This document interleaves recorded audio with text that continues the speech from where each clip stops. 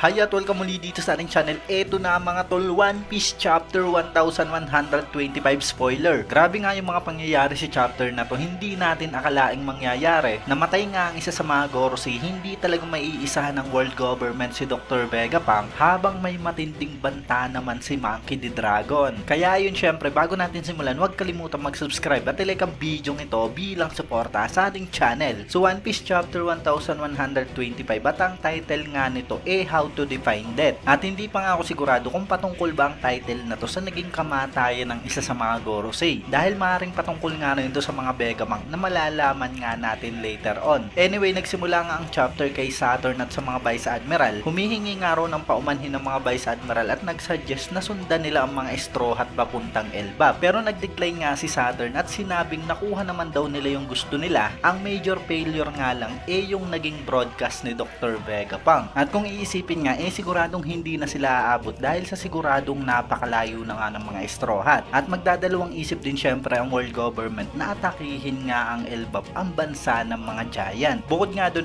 tama naman ang mga sinabi ni Saturn na nakuha nga nila yung gusto nila. Ang palpak nga lang yung nangyaring broadcast ni Dr. Vegapunk. Pero may matinding ang mangyayari later on na masasabi nga natin na talagang palpak ang world government dito sa Egghead Island incident. At ito na nga ang simula dahil yung Punk Records kung saan nandun ang brain ng mga Vegapunk, bigla na nga lang daw lumutang pataas papunta sa kalangitan dahil sa activation ng Cloud Machine. Sinubukan nga raw itong pigilan ni York pero huli na nga raw ang lahat. So bali ayan na nga ang isa pang palpak ng world government dahil ang Punk Records nga ang talagang pinakakailangan nila mula dyan sa Egghead Island. Basically pag nawala nga yun, wala nga silang access sa knowledge ni Dr. Vegapunk at siguradong mawawalan nga ng kwenta si York dahil sa maaring hindi niya nga magawa yung ipapagawa sa kanya ng world government. At siguradong hindi nga mapapasa kamay ng world government ang Mother Flame. Pero eto nga matindi mga tol, sinabi ko kanina na may mamamatay ng isa sa mga Gorosei at dito nga sa authority room may kapalit na nga agad siya. Ang kapalit nga walang iba kundi si Saint Figarland Garling, ang bagong elder, ang bagong warrior god of science and defense. At ang pinalitan niya nga mga tol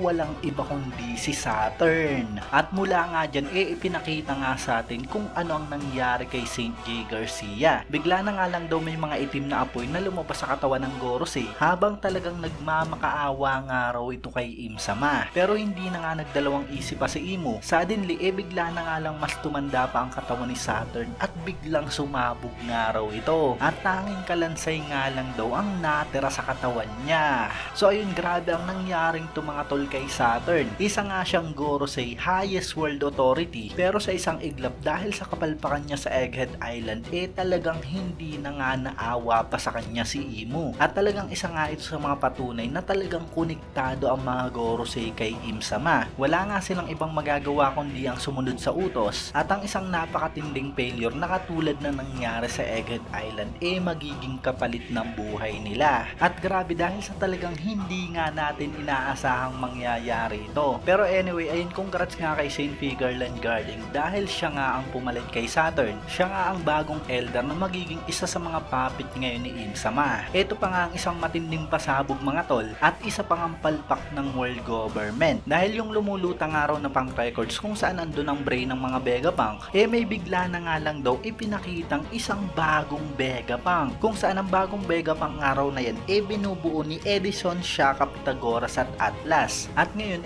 meron na nga raw silang apat na isipan sa iisang katawan. So basically dahil dyan parang hindi nga talaga napatay ng world government si Dr. Vegapunk. Na-secure nga ang Punk Records at siguradong magpapatuloy nga kung ano man ang plano ni Dr. Vegapunk. Maaaring yan nga ang dahilan kung bakit sinabi ni Lilith sa last chapter na alam niya na nga raw kung ano yung nangyari. At maaaring yan nga rin yung ibig sabihin niya nung sinabi niya kay Luffy na hindi nga raw talaga namatay yung ibang mga Vegapunk. So napakagaling nga mga tol ng naging plano ni Dr. Vegapunk. Napatay nga ng world government ang tunay na Vegapunk pero parang wala nga rin yun dahil sa buhay pa nga rin yung mga clone ni Dr. Vegapunk. Dahil dyan talagang napakalaking kapalpakan nga niyan sa world government kaya na rin siguro talagang hindi na nga naawa pa si Im-sama kay Saturn. Anyway, cut naman sa Kamabaka Queendom kung saan sinamarize nga raw ni Kuwala yung mga sinabi ni Dr. Vegapunk. At eto nga ang sabi ni Monkey D. Dragon. Kailangan nga raw nilang tapusin ito as soon as possible. Ang gera nga raw para masecure ang pinakaligtas na lugar sa buong mundo mangyayari na. Grabe din ayun nga ang mga sinabing to ni Dragon. Talagang inip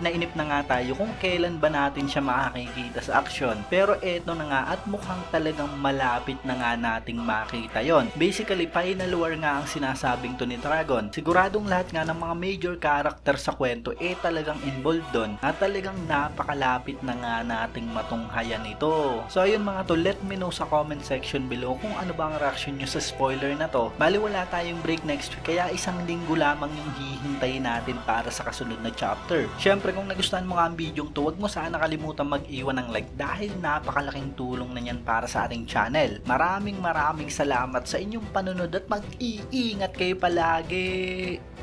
Bagang!